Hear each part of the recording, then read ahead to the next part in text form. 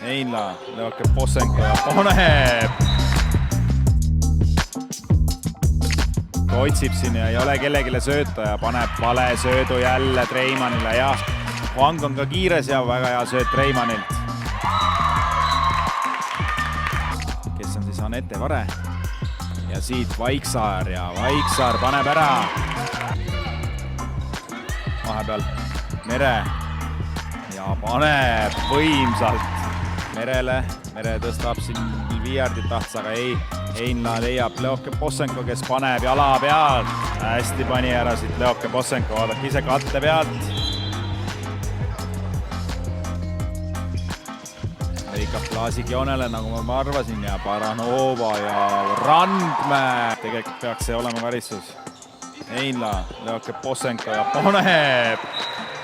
Leiab Treimanni, Baranova oli keskelt pressimas, Novikova ja Treimann kaugelt. No sellele mängijale peavad Kehra naised vastu käima, ega muud moodi ei saa.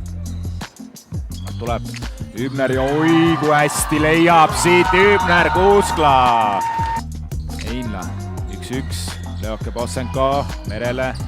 Mere võtab selle viske ise siit ja siit põrku Kuusklale ja Veski taas kord. On aitamas kõvasti seda Aruküla võistkonda. Ei viska 9 pealt seda väravasse välja, aga no vaatame. Karistus ise. Ja Heinla, viik on majas, 15 sekki lõpuni on. No nii.